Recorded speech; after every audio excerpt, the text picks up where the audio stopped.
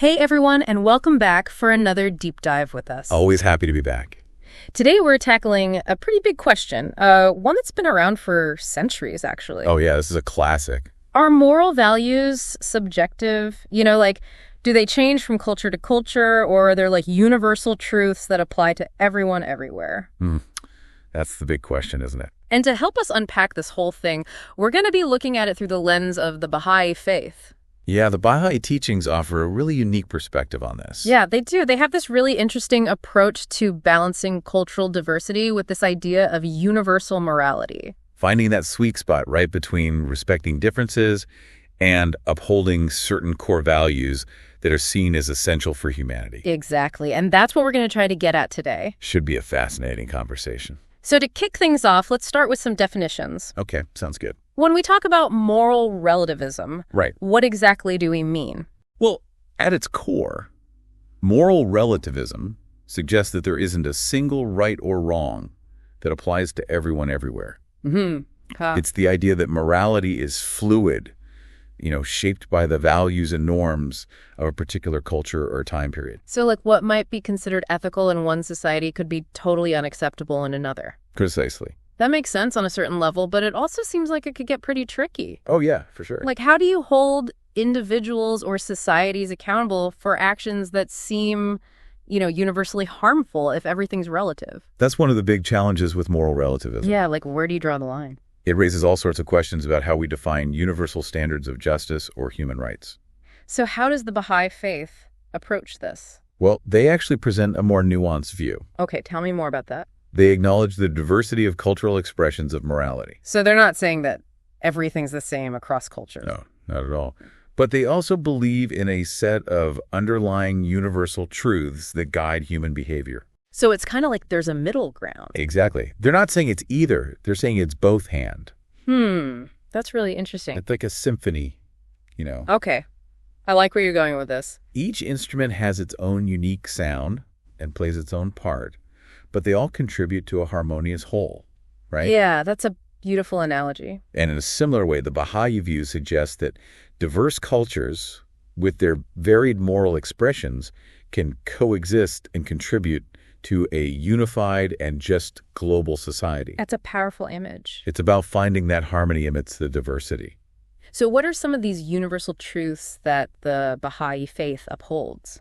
Well, they emphasize values like justice, love, unity, truthfulness, and the inherent nobility of every human being. Those are some pretty solid values. They are, and they're seen as timeless and unchanging. Okay, so those are the constants, the bedrock, if you will. Exactly, the bedrock of a just and ethical society. But how do those values play out in different cultures? Right, well, that's where the cultural expressions come in. So give me an example. Sure, take the principle of the equality of women and men. Okay, a big one these days. It is, and it's considered a universal principle within the Baha'i Faith. Right.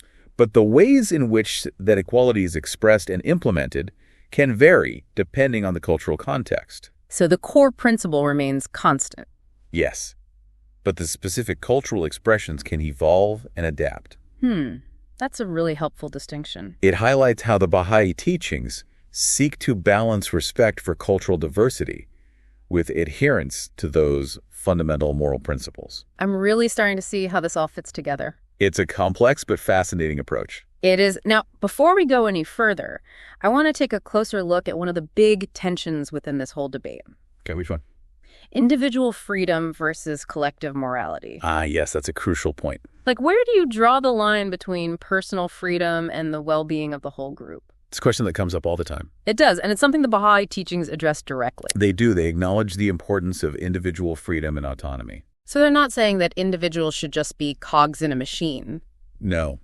But they also stress that our choices and actions always have an impact on others and on the well-being of society as a whole. So it's not just about individual rights. It's also about recognizing our responsibilities to the wider community. It's like that saying, your freedom ends where my nose begins. Exactly. It's about finding that balance between individual expression and the common good. Which leads perfectly into another tricky aspect of this whole thing. What's that? How do we reconcile cultural diversity with ethical standards, especially on a global scale? That's the million-dollar question, isn't it? It feels like every time we try to come up with universal ethical standards, someone points out how that's just imposing one culture's values on everyone else. And they have a point.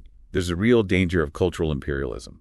So how do we navigate that? Well, the Baha'i teachings offer a really powerful perspective on this. Okay, I'm listening. One of the central figures of the Baha'i Faith, Abdu'l-Baha, beautifully captured this idea when he said, I love his quotes. He was so wise. He said, the diversity in the human family should be the cause of love and harmony, as it is in music, where many different notes blend together in the making of a perfect chord. Wow, that's so beautiful. It is, isn't it? It's like he's saying that our differences should bring us together, not tear us apart. Exactly. It's not about erasing cultural differences, but rather about ensuring that certain foundational principles are woven into the fabric of every society. Principles like justice and equality. Precisely those core values that are essential for human dignity and flourishing. So it sounds like they're advocating for a kind of universal ethical framework. Yes, but one that allows for diverse cultural expressions within it. That makes a lot of sense. It's about finding that balance between unity and diversity. Which is what we've been talking about this whole time. It is. It's the golden thread that runs through the Baha'i approach to morality. I'm really curious to explore how this plays out in practical terms. Oh, yeah, we've got some really interesting examples to dive into. But I think we should save those for our next segment. I agree. This is a good place to pause and let our listeners digest all this. Yeah, this is some deep stuff. It is, but it's also incredibly relevant to the world we live in today. Absolutely. So we'll be back after a quick break to explore how these Baha'i principles are being put into action in the real world. Stay tuned, folks. It's about to get even more fascinating. See you soon. Okay, so we've talked a bit about the theory behind this whole Baha'i approach to morality. Yeah, we've laid some groundwork. Now I'm really curious to hear more about those practical solutions you mentioned. You mean consultation and education? Exactly. Good. They seem like such key tools for bridging that gap between diverse cultures and those shared ethical principles we were talking about. They are, and they both stem from this really interesting idea within the Baha'i Faith. What's that truth isn't static. You know, it's not like it's set in stone somewhere. So it's not about clinging to fixed dogmas. No, it's about this ongoing process of dialogue and exploration. That's a really different way of thinking about truth. It is. And consultation embodies that principle perfectly. Okay, so remind me again what consultation is all about. Well, it's basically a process of collective decision-making. Like a group of people coming together to figure things out. Exactly. But it's not just any old group discussion. What makes it different? It's based on some pretty specific principles. Right, what? Unity, collaboration, and seeking truth together. So it's not about everyone trying to push their own agenda. No, it's about finding solutions that benefit the whole community. That sounds pretty idealistic. It can be challenging, for sure. Like, especially in today's world where everyone seems so stuck in their own echo chambers. Yeah, it's tough to break out of those patterns. But is it actually possible to achieve that level of unity and collaboration? The Baha'i teachings say it is. Well, it starts with a shift in mindset. Okay, I'm listening. It's about moving away from that competitive win-lose mentality. Toward a more cooperative approach. Exactly one where everyone's voice is heard and valued. That sounds like a radical shift in how we usually think about problem solving. It is. It's about seeing differences as strengths, not weaknesses. And using those differences to come up with creative solutions. Precisely. Now, you mentioned education as another key piece of the puzzle. Yes, education is huge in the Baha'i Faith. It's like the foundation for everything else. Exactly. They see it as the cornerstone of individual and societal transformation. So it's not just about acquiring knowledge. No, it's about developing moral and spiritual capacities as well. So it's about shaping character as much as intellect. That's a good way to put it. It's about cultivating those qualities that make us better human beings. Qualities like empathy, compassion, critical thinking, a sense of responsibility to the wider world. So it's about preparing individuals to be active and engaged citizens. Exactly, citizens of the world. That's a powerful vision. It is, and it has implications for how we think about global governance as well. Which is something we've touched on a few times. Yes. The Baha'i Faith advocates for a federated system of governance. One that balances national sovereignty with international cooperation. Right, and they see consultation and education as essential for making that system work. So how would that play out in practice? Well, imagine a world where nations come together to make decisions based on the principle of consultation. Okay, I'm picturing a giant round table with all the world leaders sitting around it. Yeah, something like that. But instead of each leader trying to push their own country's agenda. They're all working together to find solutions that benefit all of humanity. That sounds pretty utopian. It does, but the Baha'i teaching suggests that it's not only possible, but essential for the future of our planet. And education plays a key role in making that happen. Absolutely, because it helps to cultivate that global mindset, that sense of shared responsibility for the well-being of everyone. So it's about raising generations of individuals who are equipped to think and act as global citizens. Exactly. That's a really inspiring vision. It's a reminder that even amidst all the challenges we face, there's still hope. Hope for a more just and peaceful world. And the Baha'i teachings offer a roadmap for getting there. So far, we've explored the Baha'i approach to balancing individual freedom with collective responsibility, navigating those complexities of cultural diversity, and envisioning a future of global governance based on consultation and education. We've covered a lot of ground. We have. I'm curious, are there any specific real-world examples of how these principles are being put into action? Oh, there are, and they're quite compelling. Let's start with the example of gender equality, an area where the Baha'i teachings have had a profound impact. Okay, I'm eager to hear about this. From what I understand, the Baha'i Faith sees the equality of women and men as a fundamental spiritual truth. That's right.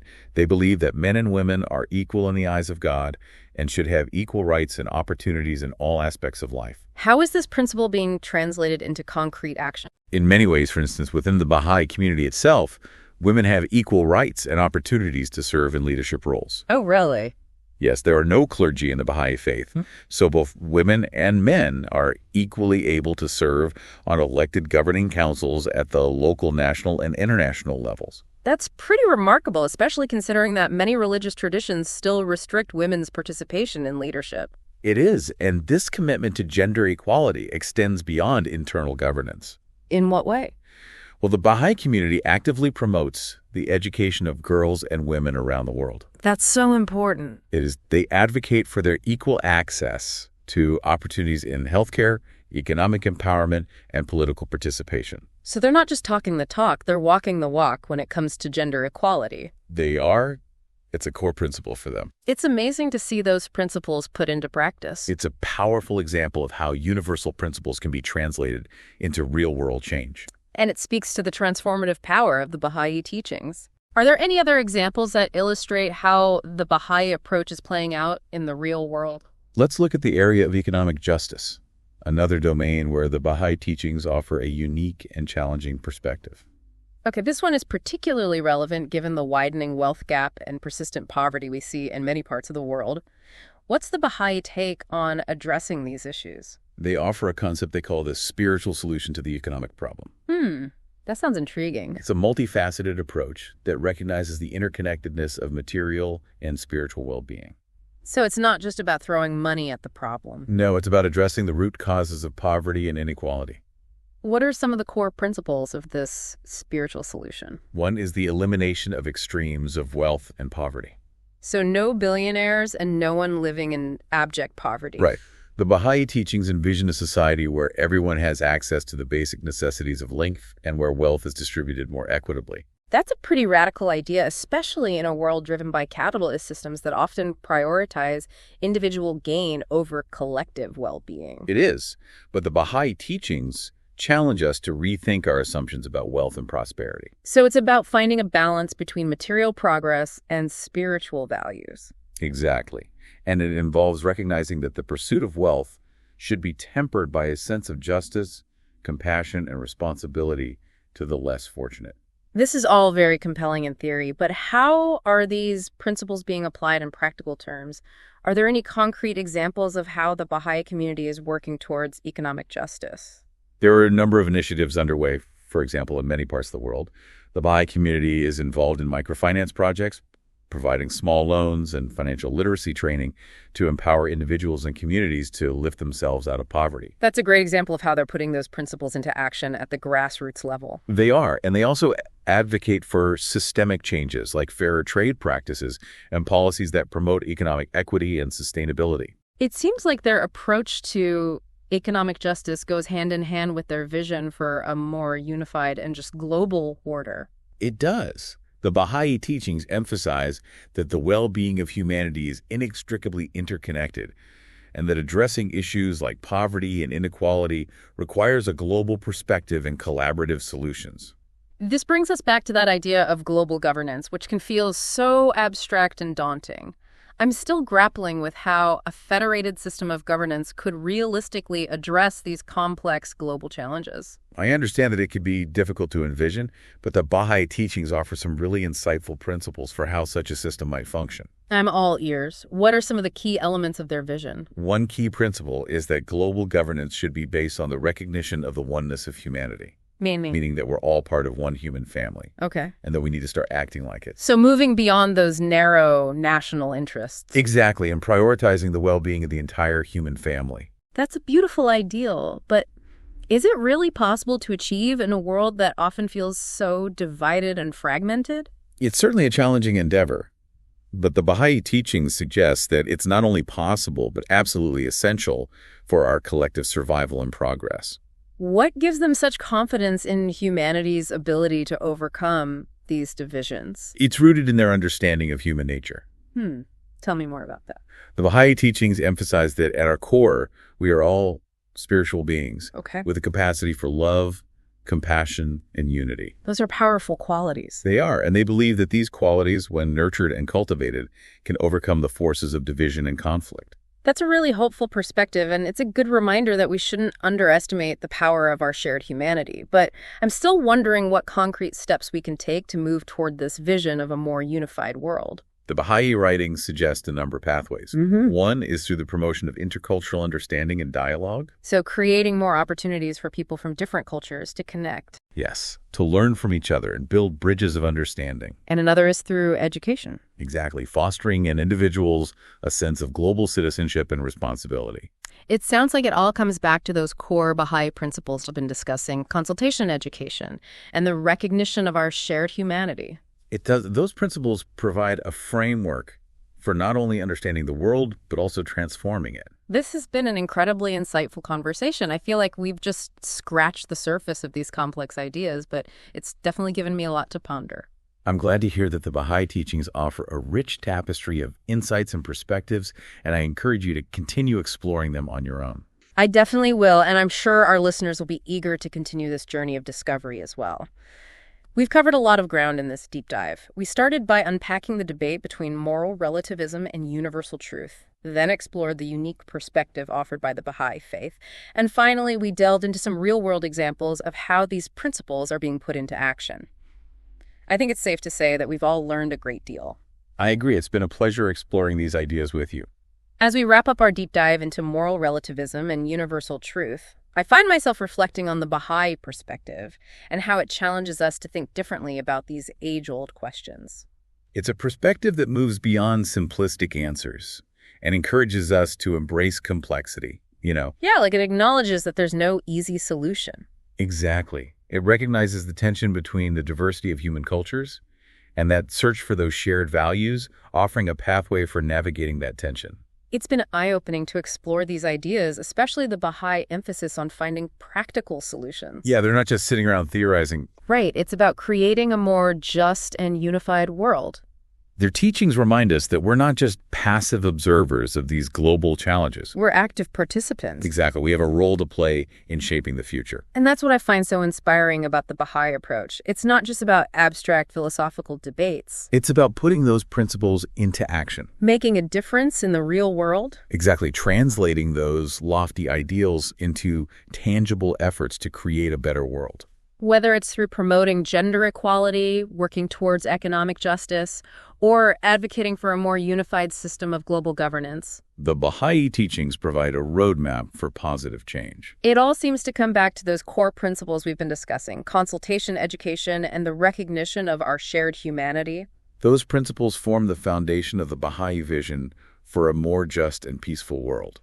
Now, as we conclude this deep dive, I want to pose a final question to our listener. Okay, I'm listening. We've explored how the Baha'i teachings navigate the tension between moral relativism and universal truth, but I'm wondering what resonates most with you.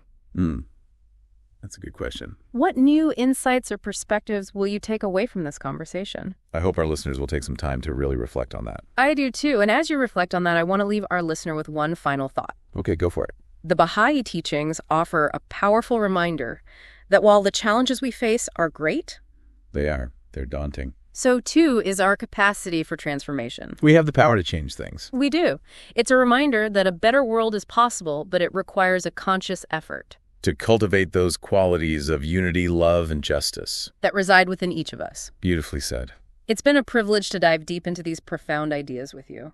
Likewise. And I hope our listener has found this exploration as enriching as I have. Me too. Until next time, may your own journey of learning and discovery continue. And to our listeners, thank you for joining us on the deep dive. Keep exploring, keep questioning, and keep seeking those deeper truths that connect us all. As we wrap up our deep dive into moral relativism and universal truth, I find myself reflecting on the Baha'i perspective and how it challenges us to think differently about these age-old questions. It's a perspective that moves beyond simplistic answers and encourages us to embrace complexity. It recognizes the tension between the diversity of human cultures and that search for shared values, offering a pathway for navigating that tension. It's been eye-opening to explore these ideas, especially the Baha'i emphasis on finding practical solutions. Yeah, they're not just sitting around theorizing. Right, it's about creating a more just and unified world.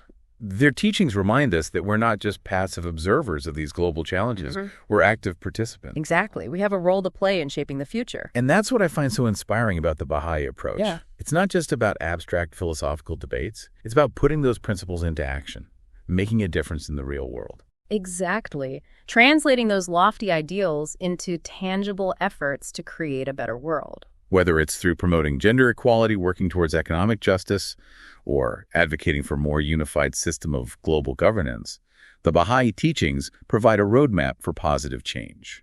It all seems to come back to those core principles we've been discussing: consultation education and the recognition of our shared humanity. Those principles form the foundation of the Baha'i vision for a more just and peaceful world. Now, as we conclude this deep dive, I want to pose a final question to our listener. Okay, I'm listening.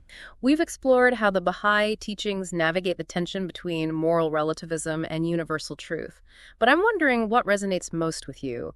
What new insights or perspectives will you take away from this conversation? That's a good question. I hope our listeners will take some time to really reflect on that. And as they do, I want to leave them with one final thought. The Baha'i teachings offer this powerful reminder that while the challenges we face are great, so too is our capacity for transformation. We have the power to change things for the better. We do. It's a reminder that a better world is possible, but it requires a conscious effort.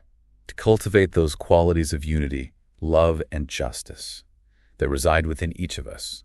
Beautifully said. It's been a privilege to dive deep into these profound ideas with you. Likewise. And to our listeners, thank you for joining us on this deep dive. Keep exploring, keep questioning, and keep seeking those deeper truths that connect us all. And until next time, may your own journey of learning and discovery continue.